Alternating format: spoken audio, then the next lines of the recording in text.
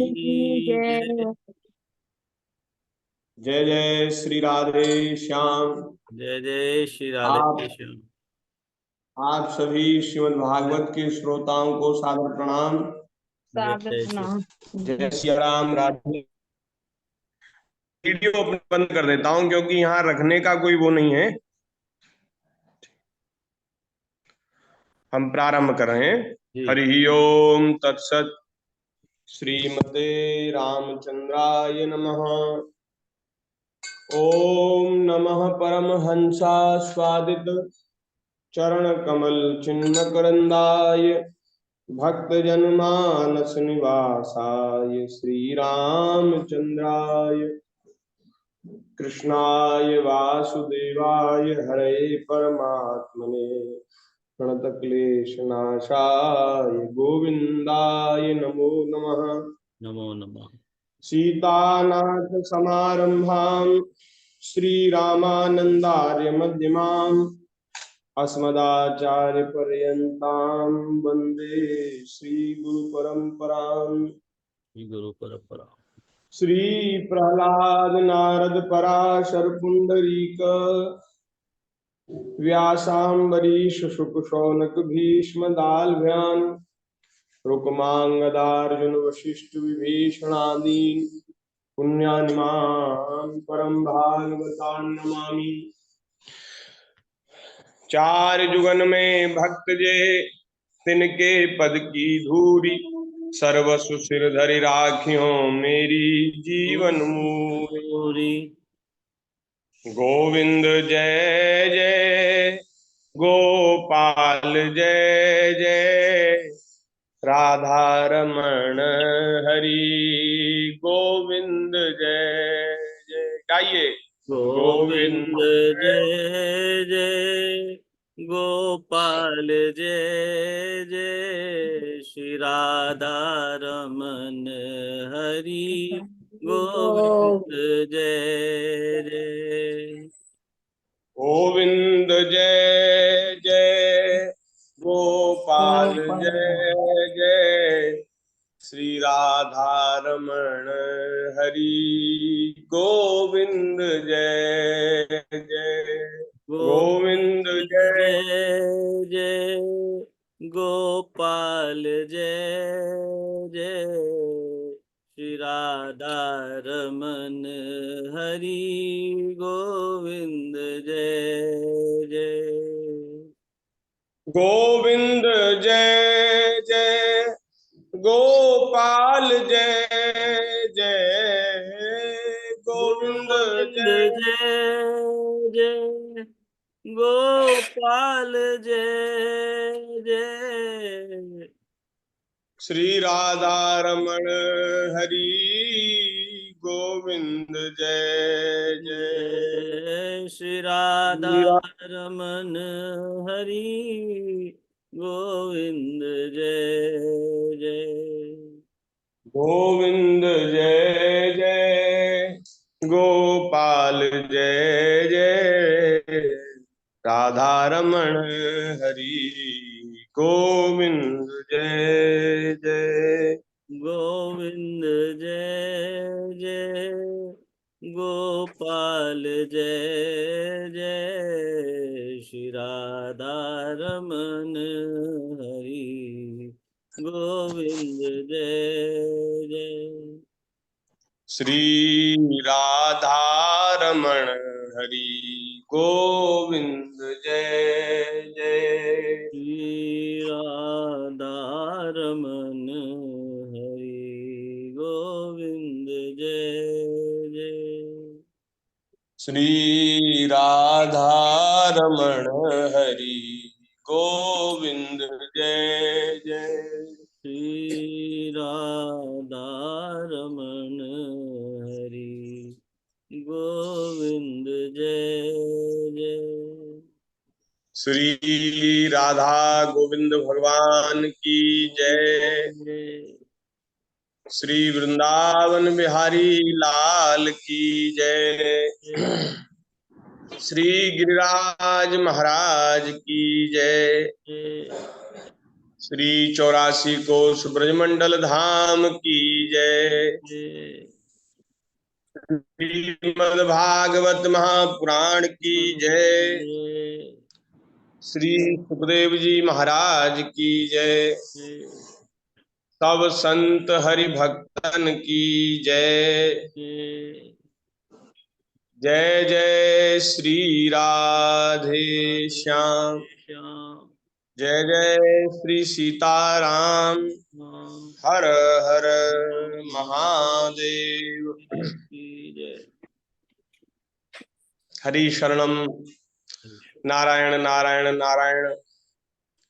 भक्त वांछा कल्पतरु भक्त वत्सल शरणागत वत्सल दीन बंधु दया सिंधु असंख्येय कल्याण गुणगण निलय अकारण करुणा वृणालय सच्चिदानंद घन मूर्ति आनंद कंद भगवान श्री राधा ब्रजेंद्र नंदन प्रभु की श्री गोवर्धन नाथ की महती कृपा करुणा से हम सभी को मनुष्य जीवन का सर्वोत्कृष्ट लाभ सत्संग श्रीमद् भागवत जी की मंगलमयी कथा कहकर एवं उसका श्रवण करके प्राप्त हो रहा है। ठाकुर जी की बड़ी कृपा है। हम सब बड़े भाग्यशाली हैं महाराज, जो भागवत जी की देव दुर्लभ कथा, रसमयी कथा, कल्याण करने वाली कथा वह हम सब लोग नित्य निरंतर सुन पा रहे हैं। कई महीनों से ये सत्संग का क्रम चल रहा है, उसमें हम सब लोग भागवत जी की मधुराति मधुर कथाओं को श्रवण कर रहे हैं।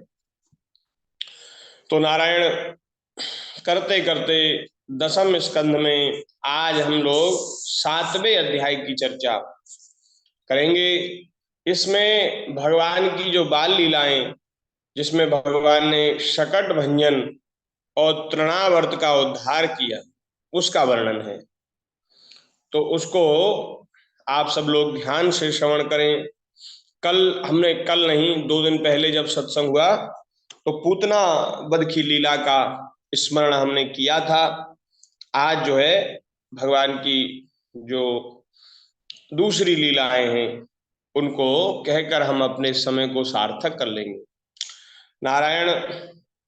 राजा परीक्षित ने पूछा, प्रभु सर्वशक्तिमान भगवान श्री हरि अनेकों अवतार धारण करके बहुत सी सुंदर एवं मधुर लीलाएं करते हैं, वे सभी मेरे हृदय को बहुत प्रिय लगती है। भगवान की सभी लीलाएं मेरे हृदय को प्रिय लगती हैं।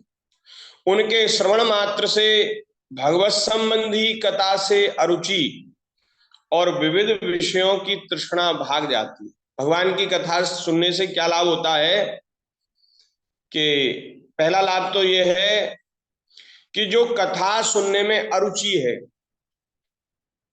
जो कोई मनुष्य पहले पहले कथा सुनना प्रारंभ करता है ना, तो उसको बहुत ज्यादा श्रद्धा नहीं होती, बहुत रुचि नहीं होती, वो बिना मन से बैठता है, अरुचि पूर्वक बैठता है।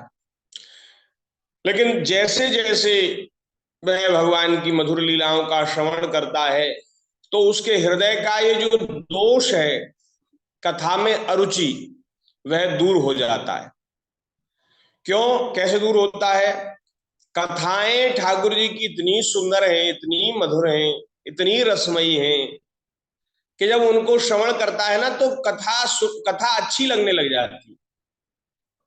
अगर कोई मन से सुने, ध्यान से सुने, और कोई भगवान की दया से सुनाने वाले भी अच्छे मिल जाएं, तो सुनाने वाले अच्छे हों तो, नहीं तो ऐसा होता है कई बार हम आजकल के वक्ताओं को देखते हैं कि महाराज उनकी कथा कोई सुन ले तो उसको अरुचि पैदा हो जाएगी, अरुचि भाग नहीं जाएगी, कथा में अरुचि हो जाएगी, क्योंकि वो इस तरह से सुनाते, इस ढंग से सुनाते हैं कि वो कथा जो है, वो उसका जो माधुर्य है, रस है, वो लुप्त हो जाता है।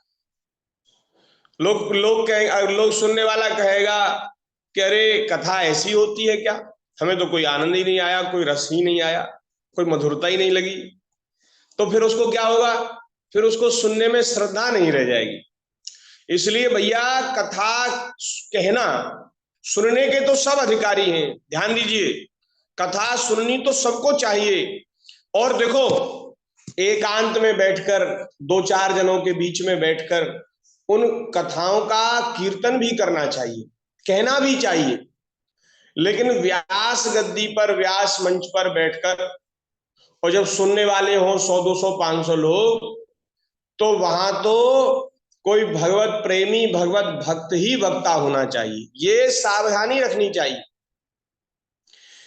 कहीं ऐसा तो नहीं है कि कथा सुनाने वाले धन के लोभ से, प्रतिष्ठा के लोभ से सुना रहे हैं। कहीं ऐसा तो नहीं है कि इनको स्वयं को कथा में श्रद्धा नहीं हो, शास्त्रों में श्रद्धा नहीं हो, और केवल धन के लोभ से हमको कोई लोग जान जाए और हमें थोड़ा पैसा, माल मत्ता मिल जाए, इस लोभ से तो कहीं नहीं सुना रहे। अगर ऐसा है तो भैया ऐसी जगह कथा नहीं सुननी चाहिए। नहीं तो सुनते सुनते भी महाराज भक्ति उत्पन्न नहीं होगी, सुनते सुनते भी मन जो है वो दूषित होता जाएगा।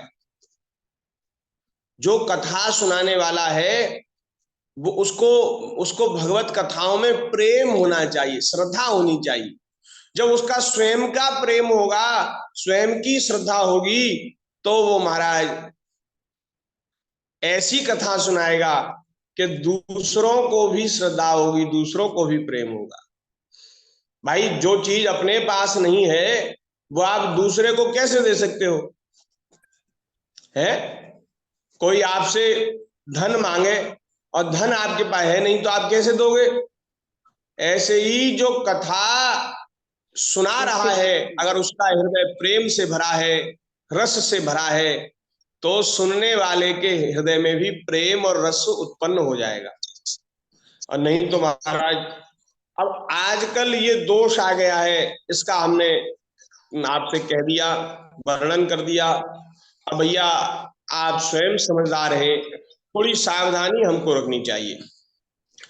तो नारायण जब कोई प्रेमी कथा सुनाते हैं तो वो ऐसी बढ़िया बढ़िया कथा सुनाते, जैसे हमारे महाराज जी गुरुदेव भगवान, हमने तो महाराज कथा सुनना महाराज जी से सीखा, और हमें तो कथाओं में प्रेम भी महाराज जी की वाणी से ही हुआ। सच बता रहे हैं, हमें ठीक से कथा कहना नहीं आता, हमारी कथा नहीं सुननी चाहिए, क्योंकि हमारा ढंग सही नहीं है। लेकिन जो अच्छे महापुरुष हैं, जैसे हमारे महाराज जी हैं गुरुदेव, इतनी बढ़िया कथा सुनाते हैं महाराज, इतनी बढ़िया कथा सुनाते हैं कि कोई कैसा भी महाराज पतित पापी अधम जीव हो, वो भी उनकी कथा में बैठ जाए ना, तो उसको भी रस आने लग जाएगा। तो ऐसे जो महापुरुष, जो अधिकार प्राप्त श्रेष्ठ महापुरुष हैं, प्रेमी महापुरुष हैं, जब वे कथा सुनाते हैं नारायण, तो दो लाभ होते हैं। क्या लाभ होते हैं? एक तो भगवत कथा में जो अरुचि है वो दूर हो जाती है, और महाराज दूसरा क्या होता है, विविध विषयों की तृष्णा भाग जाती है। ये बहुत सुंदर बात। श्री परीक्षित जी जो श्रवण भक्ति के आचार्य हैं, उनके जैसा सुनना तो वे ही जानते हैं महाराज, परीक्षित जी के समान कोई श्रोता ही नहीं हुआ। इसलिए महाराज परीक्षित जी को श्रवण भक्ति का आचार्य बना दिया गया। वे कह रहे हैं महाराज कि जब कोई जीव भगवान की कथा में श्रद्धा करने लग जाता है, उसकी रुचि उत्पन्न हो जाती है, तो उसकी जो तृष्णा है वो भाग जाती है। ये बहुत बढ़िया उपाय बता रहे महाराज, ये रामबाण उपाय है, और ये इतना बढ़िया उपाय है कि इसको कर ले तो हम सुखी हो जाए। आदमी दुखी क्यों है? आदमी तृष्णा के कारण दुखी है, आदमी वासनाओं के कारण दुखी है। हम सब लोगों के दुख का कारण क्या है कि हम लोग अपने आप को अपूर्ण मानते हैं। हम सोचते हैं कि हमें ये मिल जाएगा, ऐसा हो जाएगा, वैसा हो जाएगा, तो फिर हम सुखी होंगे। लेकिन नहीं, ये जो जीव है ना, परम पूर्ण सच्चिदानंद घन परमात्मा का अंश है, इसलिए स्वयं पूर्ण है। इसको कहीं बाहर से आनंद की जरूरत नहीं, इसके भीतर ही आनंद भरा पड़ा है। ये आनंद घन का अंश है। अमृत के सरोवर में से, अमृत के कुंड में से आप एक बूंद ले लोगे तो वो भी तो अमृत की ही होगी, वो भी तो अमृत की होगी ना, उसमें भी तो मिठास होगी, नहीं होगी? उसमें भी मिठास। हम भगवान के अंश हैं, और भगवान कैसे हैं? परम पूर्ण है, सच्चिदानंद घन है, अविनाशी है, चेतन है। ऐसे ही हम हैं, ईश्वर अंश जीव अविनाशी, चेतन अमल सहज सुख राशि। वाह, गोस्वामी जी ने कलम तोड़ बात कही, इतनी बढ़िया बात। हमें सुख बाहर नहीं ढूंढना महाराज, अपने भीतर ढूंढना है। कैसे? बोले गोस्वामी जी कह रहे सहज सुख राशि। जो जीव है वो सुख राशि परमात्मा का अंश है, इसलिए सुख राशि है, आनंद का घर है, सुख की राशि है। लेकिन हम अपने आप को अपूर्ण मानते हैं, हम अपने आप को अधूरा मानते हैं, हम अपने आप को आधा मानते हैं। ये हमारा अविवेक है, ये ही अविद्या है, ये ही माया है। तो अब इस अविद्या को, माया को, अविवेक को दूर करने के लिए क्या करना है? वाह, कितनी बढ़िया बात आई। इस अविद्या को, माया को दूर करने के लिए सत्संग करना है। जो सुलझे हुए महापुरुष हैं, जो जो अविवेक से मुक्त हो गए हैं, जिनकी अविद्या माया निवृत्त हो गई है, ऐसे संतों का जब आप संग करोगे तो वे आपके भी अविद्या माया के बंधन को काट देंगे। बिनु सत्संग विवेक न होई, राम कृपा बिनु सुलभ न सोई। बिनु सत्संग विवेक न होई, राम कृपा बिनु सुलभ न सोई। विवेक कैसे होता है? सत्संग से होता है। जो सुलझे हुए जो महात्मा हैं, उनका संग करने से विवेक हो जाता है। और जब महाराज जीव अपने आप को जान जाता है, सच बता रहे हैं हम, ये कोई बनावटी बात नहीं कह रहे और सुनी सुनाई बात नहीं कह रहे, ये हमने थोड़ा सा देखा है, अनुभव किया है। जब जीव परमात्मा को जानने लगता है, अपने आप को जानने लगता है ना, तो भीतर से संतोष आता है, उसके अंदर से संतुष्टि आती है। और ये जो संतुष्टि है ना, ये ही सुख का कारण है।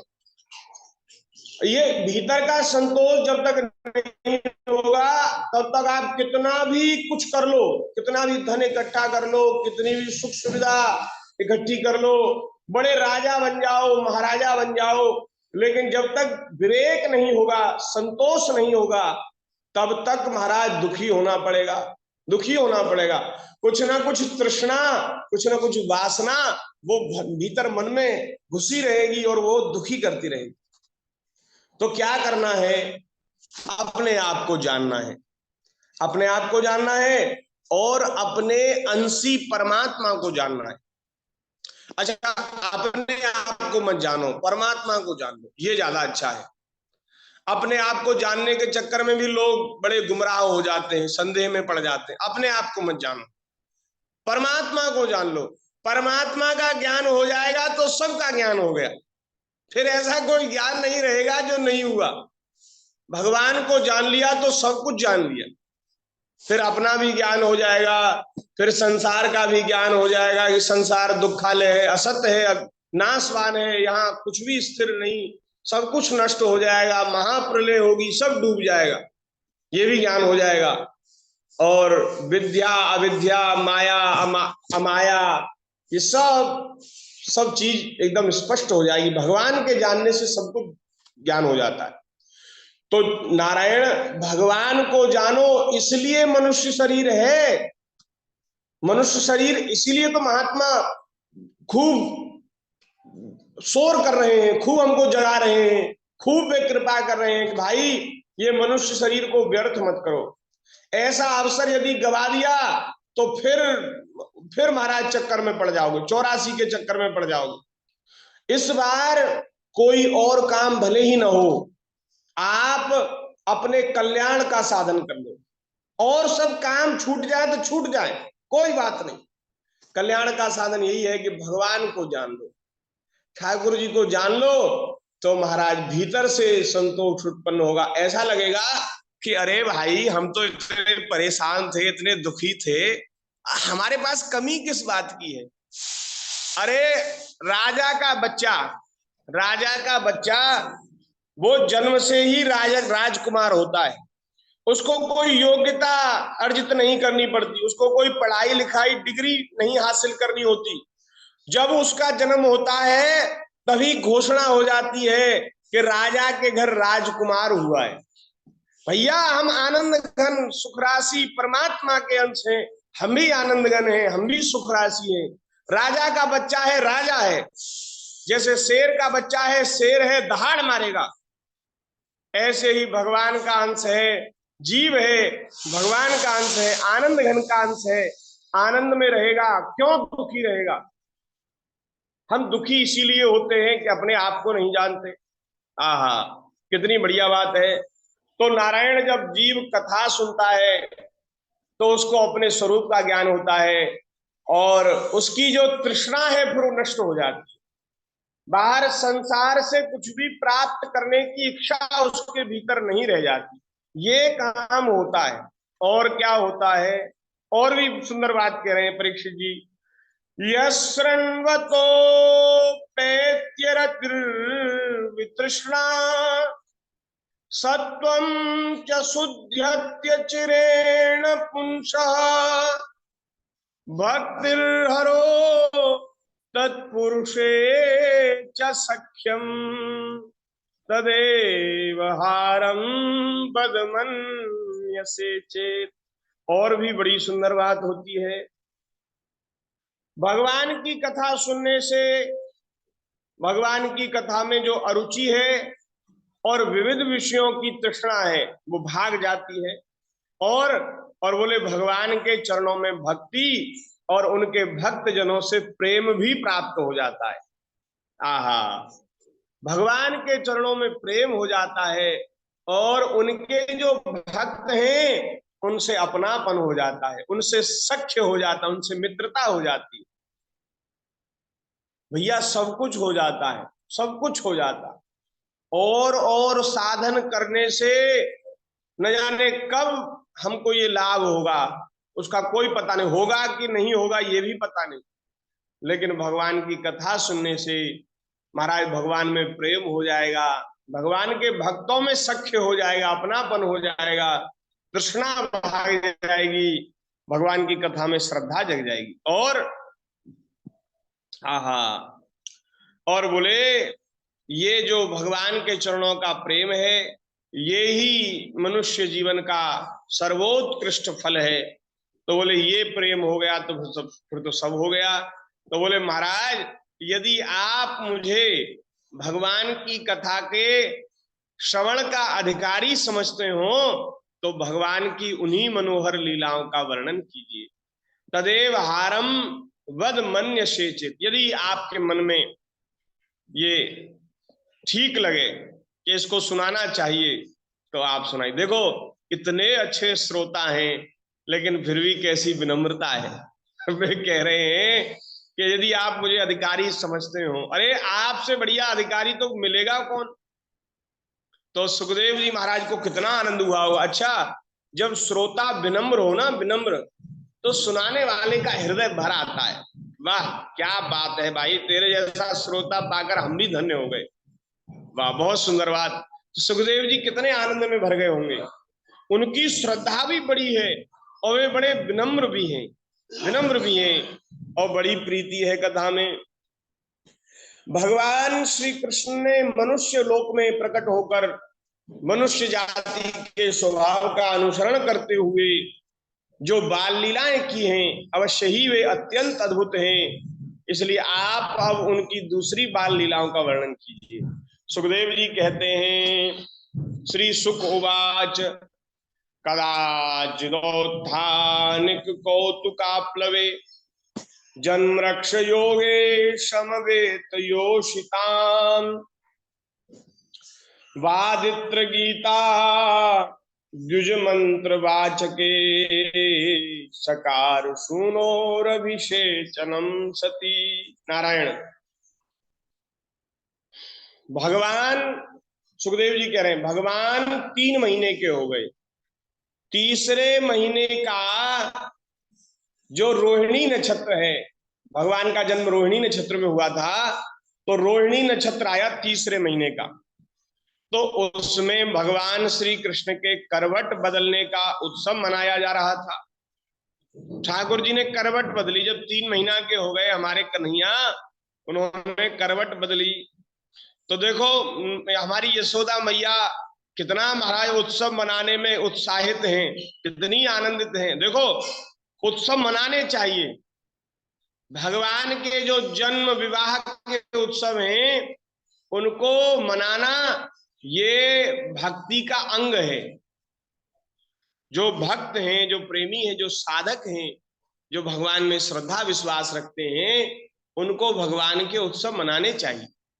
हमारी यशोदा मैया बड़ी प्रेमी, उन्होंने ठाकुर जी ने करवट बदली, यशोदा मैया ने ढिढोरा पिटवा दिया कि उत्सव होगा, आनंद होगा। और उत्सव कैसे होता है? उत्सव महाराज, उत्सव मनाना भी यशोदा मैया खूब जानती हैं अच्छे से। अच्छा, उत्सव की क्या विधि है? आजकल कोई समारोह होता है, आयोजन होता है, तो महाराज गाना बजाना, डीजे लगा दिया जाता है, और ऐसा उत्सव नहीं होता। अच्छा, उत्सव बनाने की विधि क्या है? उत्सव की विधि सुन लो। उत्सव यशोदा मैया ने किया तो कैसे मनाया? महाराज सबसे पहले ब्राह्मणों को निमंत्रित किया कि भैया ब्राह्मणों, आपका निमंत्रण है, नंद महल में निमंत्रण है, और अपने घर परिवार, अड़ोसी पड़ोसी, वे सब महिलाएं माताएं, उनको कह दिया कि अरे सखियों, अरे देवियों, आ जाओ, हमारे घर उत्सव होना है, तो सब लोग आकर के उत्सव की तैयारी करो। क्योंकि एक जने से तो क्या नहीं होगी, एक जना तो क्या काम का, तो लोगों की जरूरत है। तो माताओं को बुलाया जाता, और वे सब कोई गीत गा रही है, कोई महाराज रसोई बना रही है, कोई लीपा पोती कर रही है, कोई झाड़ बुहार कर रही है, और कोई ठाकुर जी को सजा रही है, कन्हैया का श्रृंगार कर रही है। ऐसे सब सेवा में लग गई। और महाराज विविध विविध व्यंजन बने, और बड़े बूढ़े जो गोप हैं, बड़ी बूढ़ी जो घर की माताएं हैं, वे सब महाराज खूब सब आनंद में भरे हुए, सब उत्साह में भरे हुए तैयारी कर रहे हैं। बड़े बूढ़ों से पूछा गया कि बोले महाराज आपकी रुचि किसमें है? आज हमारे कन्हैया का उत्सव है, करवट बदली है, तो आज क्या आपको आरोगना है, क्या रसोई बनाने? तो ये उत्सव मनाने की विधि है कि अपने घर के बड़े बूढ़ों से पूछो कि आपको क्या रुचिकर है, क्या आपको अच्छा लगता है, वो बनाया जाए। और फिर वो चीज बने, ब्राह्मण आमे, ब्राह्मण स्वस्ति वाचन करें, वेद पाठ करें, और महाराज फिर ठाकुर जी को भोग लगे, और फिर भोग लगने के बाद ब्राह्मण भोजन करें, फिर हम सब लोग भोजन करें। मन गया उत्सव, यही उत्सव है। ऐसी होता है उत्सव, सब लोग मिले, आमे जामे, और बढ़िया व्यंजन बने, खूब खूब महाराज भोग लगाओ, और खूब पाओ आन प्रेम से, हो गया उत्सव। तो अब तो महाराज ऐसी उत्सव हुआ, खूब महाराज गाना बजाना हो रहा था, और खूब महाराज ब्राह्मणों ने आशीर्वाद दिए, मंत्र पढ़े, और श्री यशोदा जी ने अपने पुत्र का अभिषेक किया।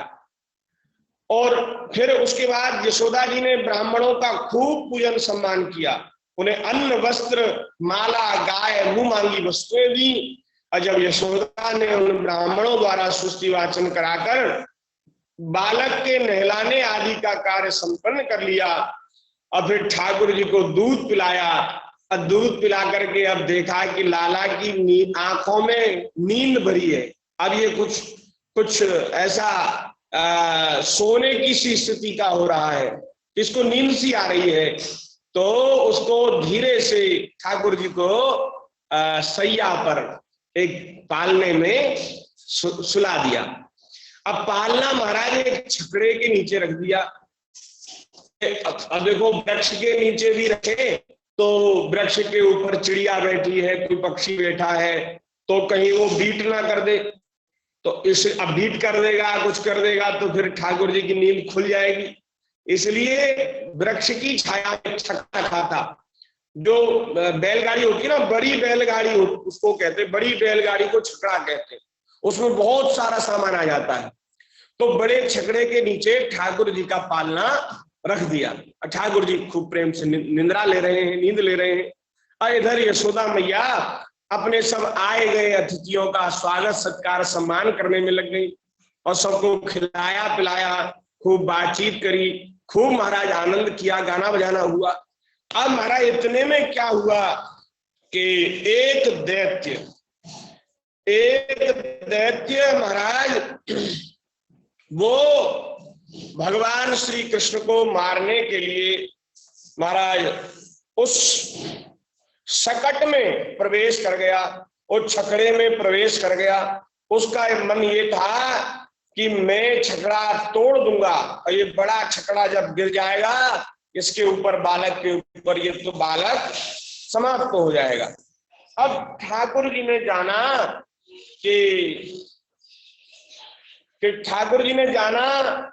कि इसमें दैत्य आ घुसा है, तो ठाकुर जी ने लीला करी। क्या लीला करी कि भगवान जग गए और जग करके अपने पैर चलाने लगे।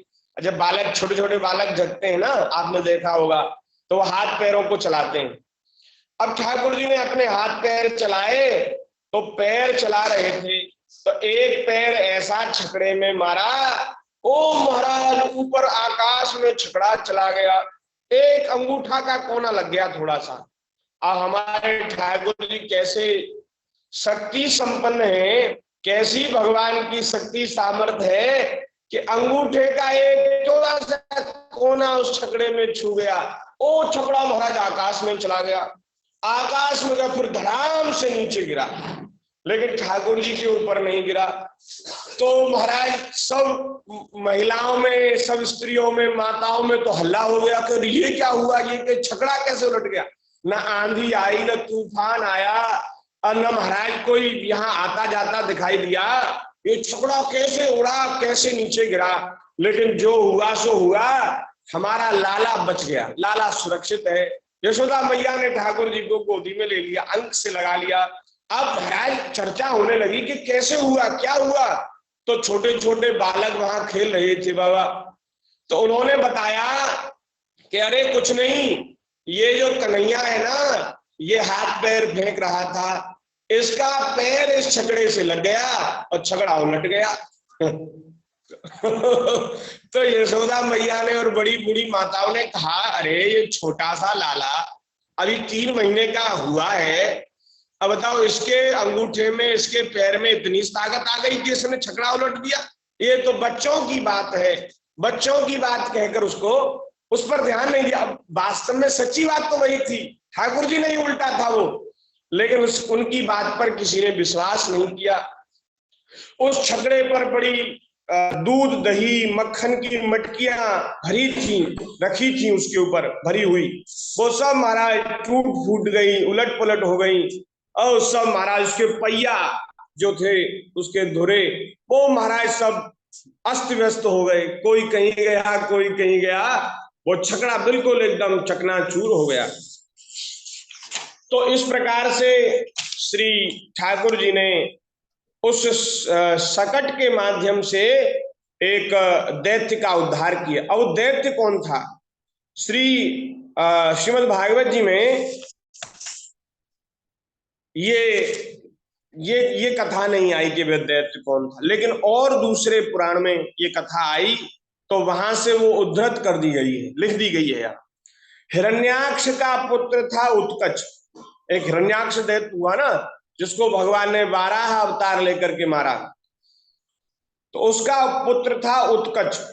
वह बहुत बलवान, मोटा तगड़ा था। एक बार यात्रा करते समय उसने लोमस ऋषि के आश्रम में वृक्षों को कुचल डाला। लोमस ऋषि ने क्रोध करके उसको शाप दे दिया, अरे दुष्ट,